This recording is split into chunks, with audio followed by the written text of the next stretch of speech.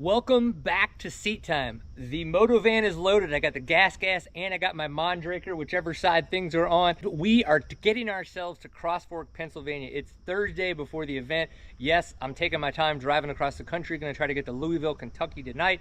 Then I will finish off getting to Cross Fork tomorrow so that I can wake up and get a nice night's sleep there on property in Cross Fork at this cool campground area that they're gonna have. A reminder, we do have a super test on Saturday. That's gonna be at 2 p.m. and I don't know how this is gonna go. Right now I gotta get on the road. Of course, I took way too long getting myself packed up this morning, so I'm about an hour behind schedule. But in the long run, we gotta do the thing. We're gonna enjoy getting some seat time. We're gonna test ourselves in some Pennsylvania rocks. Let's do the thing, onto the road. So we're only in East Memphis because of that wreck last night where somebody did die. You know, I sat there for 8 hours, and in the long run, when I woke up this morning, it was like, dude, am I just turning around and going home? Like, I seriously is so deflated. Like I still got like 15 hours to go today, I think. So we'll see where I get, if I get anywhere. In the long run, like, this is part of what the year brings. Obviously, I couldn't plan for forgetting my ditty bag. I couldn't plan for a hazmat wreck happening on the road, and it's just kind of part of it. So prayers for the family and everybody that was injured, or those that just have a lot to deal with today, because obviously all I had to deal with was sitting there for 8 hours. Not ideal, but literally it's part of life, and we're just gonna keep doing the things. We're gonna try to get to Cross Fork today, and if not, we'll finish it off tomorrow. Woo! Getting seat time soon. More coffee for right now though. I had to do it last night. I stopped in Du Bois, got a hotel room, found a coffee shop. I love finding little coffee shops, so I got myself an Americano. It was pretty cool. They got themselves a little farmer's market going on. But I'm about an hour and 45 minutes, maybe 2 hours from Cross Fork to get to the campground. So we're gonna get there hopefully around 10, get ready to go. Walk the course, say hi, get checked in, do it. When I was getting the bike put back together, I noticed that I had a little bit of back and forth, a little bit of play there in the handlebars, and I said, hey Lance, do you think this is the shark bite, or do you think that this is like the 360, you know, polymers? And he goes, bro, totally the shark bite. But right now, Lance Smith doing what Lance Smith does here at XC Gear, and he's helping me out, getting those swapped out for me. You guys know I can tighten some bolts, but Lance tightens bolts better, so if he's gonna work on your bike, you let that man work on your bike. Getting ready for the super test. The drive off of I-80 to get to Cross Fork was not very many miles, but it took a long time to do it because it was the kind of up and down and hilly and slow turns, don't flip over kind of way, but it was very picturesque this morning. I'm glad I stopped last night to do that, and I got to see that view in the morning. In the long run, I was tired of being on the road. But we did the super test earlier today. The super test was really fun. I think it was like a 2:51 was my time. It looks like I won the 45A class. I think I just won that class because I stayed upright. The 50A class, there were a lot of people that went down, and a couple in the 45A class before us, a lot of those went down. I know that Jesse Santucci's time is not correct. He did not do that in 5 minutes. It looked like he rode a lot faster than I did. So I have a feeling his time, I'm hoping they get that figured out. It looked like we saw Ricky Russell with the win, Stuart Baylor in second, and then Grant Baylor in third. I got a chance to talk to him to get his thoughts. I was kind of dreading getting geared up to ride for a couple minutes, but other than that, I was excited to come out here and do it. I've always thought this would be a good idea to do something similar to this. I'd like to see a little bit more technical stuff in the tests in the future, but overall, I had a blast. I mean, it was a really good time, and something different, something new. Usually we're sitting around here on Saturdays not knowing what to do and not having anything to do really, so it's nice to get out there and almost get to shake the bike down a little bit for Sunday and get a feel for things. And yeah, I had a good time out there. Ended up third and just about 2 seconds off the lead in the test, so yeah, it was fun. In the long run, I'm glad that the National Enduro is trying new things. It may not be something that I want to see all the time, but that doesn't matter. Organizations need to try new things. They got to see what's going to work, what's going to stick, and make it happen. Let's get ready to get some seat time tomorrow at the Rattlesnake National Enduro. Sounds like I'm going to get my butt kicked. I'm looking forward to it. We got a lot of rain last night. If the amount of rain in the tire tells you anything, that might have been 1 to 2 inches. I'm not really sure. I'm obviously not an astronomer, nor am I a meteorologist or any of the things that knows anything about weather. But there's a dirt bike race going on. We're here, National Enduro, Rattlesnake, Pennsylvania. I'm on road 23. Really fast, guys. Gonna be up my ass all day. But we're gonna see if I can get pulled. That's the whole reason I did this. I gotta go with my gear on. I got about 15 minutes. Let's do the thing. Test 1 on Sunday was the grass track super test from Saturday and added just a little bit more. So it took about a mile and then we got into the woods. There was a 250B racer on our road that was having times faster than most A racers, and he's behind me right now, but I can hear him already on it wanting to get by. And so up here, nice, after I get to see my friend TJ there. Hey TJ, it's Hunter Higginbotham, and I let him by up here when it opens up just a little bit, and I tried to stay with him all freaking day.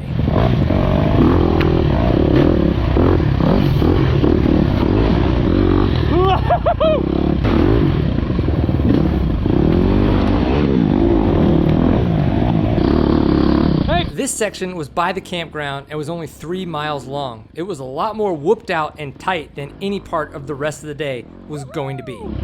23W, thanks guys! We got one test down, just the 3 miles, and then we had a 6 mile transfer to get here. Yes, I've got one of those air things on. I think I didn't put it on extremely well, but we'll see. When I put it on, I could feel my nasals, whatever the nasal cavities open up. So they totally do something. Now, is it gonna help me win? Absolutely not, but it will help me breathe better so I can perform better? Probably. So apparently whatever we just rode in the first 3 miles, the grass track and then the transfer there is nothing like what we're gonna hit in the rest of this. So apparently 6 miles, black dirt, rocks. Let's do the thing. You got it, you got it! We're about 6 minutes in for me in test 2, and that is Ryan Piper passing me. So he is about 5 minutes into his test, but he just caught an entire minute up on me. And it's awesome to watch him ride away from me. You can see my bike kind of shoot a little left, a little right, and it just doesn't do a good job staying straight in the trail, where you could tell that he just rode away from me. Now, test 2 was one of the rockier tests on the day, and I did not feel very comfortable. I am glad that I had the gummy tire on, which was the 81EX, but in the long run, I needed to feel a lot more comfortable on the bike with the suspension than I did. I did it to myself. Those are the words that I said, because in moments like that, I am doing what we talked about from the test 4 full POV.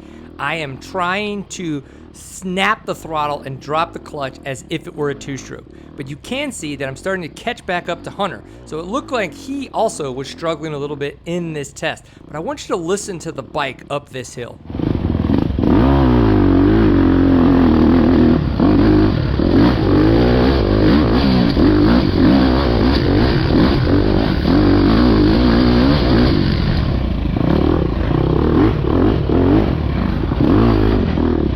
Remember back to the Sumter video, I realized that the bike felt better riding in 3rd gear, and that's why we went to a 1450 with Brian's story and some of the coaching videos. But what I'm noticing now, as I remember back what it felt like riding the bike and listening to it now, is that I am way too low in the revs. So what I'm thinking I need to do is when I head northeast like this, I need to go to a 1451 so that I can ride in 3rd gear more of the time and have to clutch less.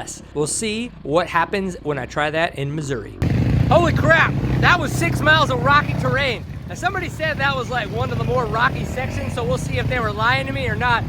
This section, which is now gonna be section 3, is 6.5 miles, and it's supposed to be more rooty than rocky, but again, who really knows? I rode pretty good. I caught one of the guys who was riding away from me in the beginning on our road, definitely not the AA or the NEPG guy. All those guys passed me, Landers, and I think it was Huck coming by. Oh, it looks so good. So good, you guys are awesome. In the long run, that was a wicked test, and it felt more like 10 miles than 6, but here we are. Woo, 23W. Oh, woohoo!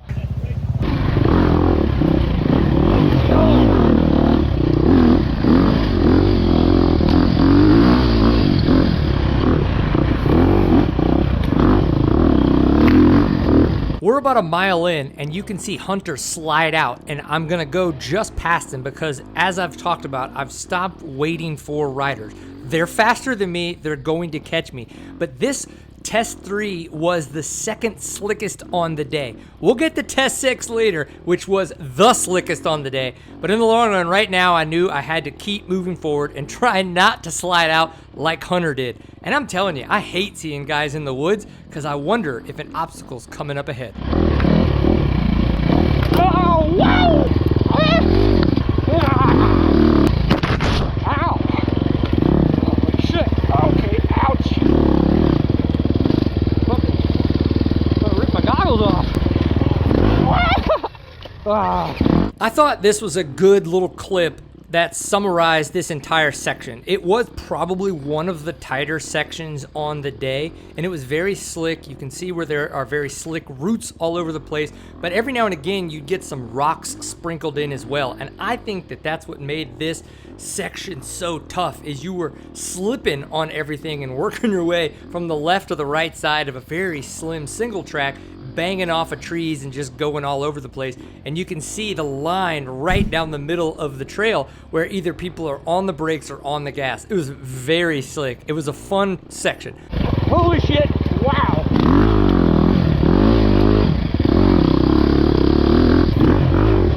Oh god! Come on, bro. Even though I had a few off-track excursions, I was still third in my class and I was about 1 second behind Hans Neff. It didn't matter though, because Jesse Santucci beat me by over a minute in this section. Pretty insane. Having a good time? Hell yeah, that was Awesome. fun. Good, gas right here. Woohoo! Test 4 felt like the fastest on the day. It had a little bit of everything, and I have the full POV video out that I put out last week. I always try to do a race recap and a full POV video. But here, this is the section where Hunter catches and passes me. I caught up to him in Test 2, and then I passed him and finished in front of him in Test 3. I wanted to make sure that he wasn't holding me back. I promise you, the way the rest of the day went, that was not the case. Nice work, Hunter.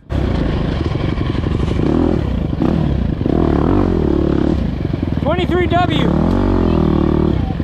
Woo! Thanks, guys. I put this in so you could see how tight and how rocky it was and how close we still all were right after the beginning of the start of Test 5. It was pretty gnarly. Holy balls! Another moment in time when I see spectators randomly in the woods and they have a camera out, so there must be something gnarly. Yes, that is Mac Faint grabbing the picture that you saw as the thumbnail. I did not go down like we saw some of the other riders, but it was close. Listening to the way I was riding up until this moment that we're coming up on, I could tell that I was not attacking very well. Hunter was easily walking away from me, and I could tell that there was very little gumption in the tank. Oh, fuck. Where the front end kind of pinballed a little bit off of some rocks. It caught another rock, completely stopped the momentum. You can see it twisted the handlebars, sent me over the handlebars. That was one of the B riders that was on our row. That tells me just how slow I was riding in this section. And Test 5 is continuing to start to be the consistent problem. It happened in Ohio, then Test 6 went downhill from there, kind of again, where Test 5 seems to be that limiting factor for me. I'm pushing extremely hard earlier on the day to try to get some of the faster times that I can, but then once we hit Test 5, I'm starting to hit what I think is some kind of a max. So that's what I'm going to be working on until lead belt. Obviously, if you have thoughts, leave them in the comments. If nothing else, maybe just leave a high five in the comments so I feel a little bit better.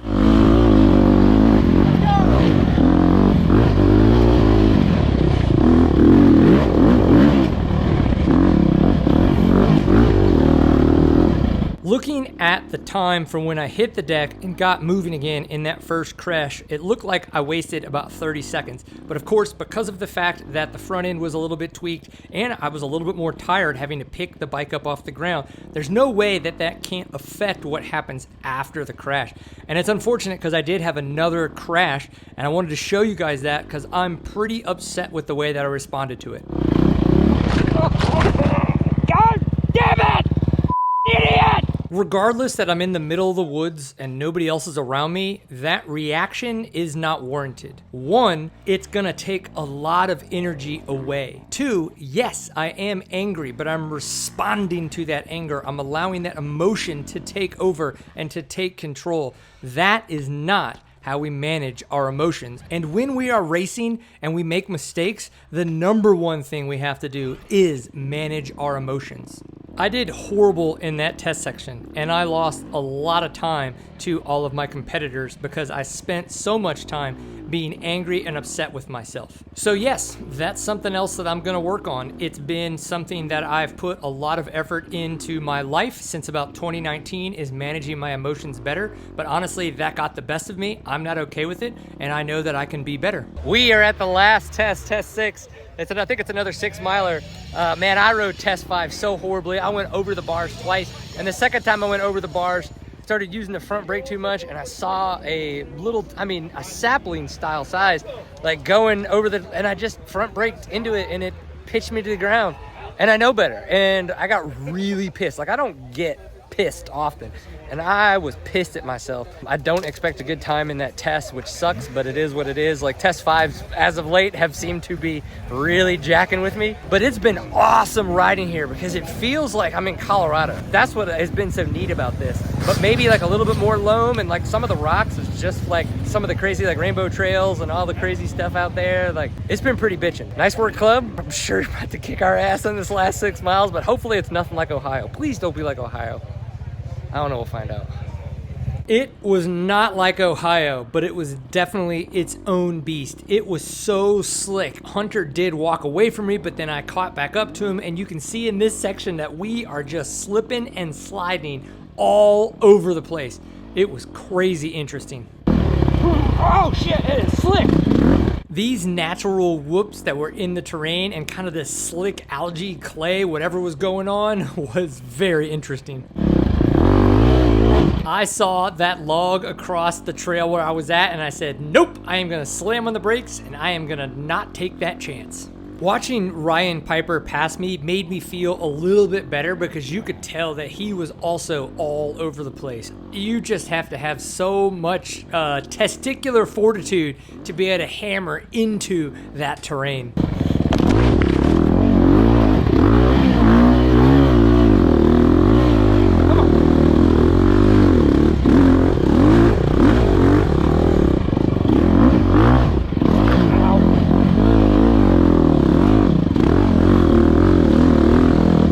I'm really nervous to see this footage that Brock Hepler got of me in test 6 because it probably looks like I'm walking. When Chase Landers passed me, I could still hear that little 125 coming up close, and that was James Jenkins. He did awesome in this test, just a few seconds behind Chase Landers. Oh god!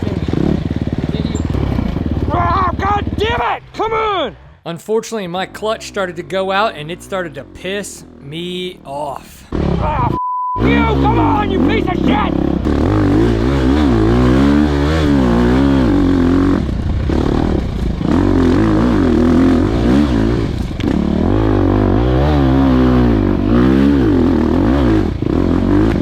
After completely bleeding the clutch before coming to Pennsylvania and adding more radiator fluid, I thought I would be good. God damn it! Clutch went out again! What the f, man? I can't even move the bike! God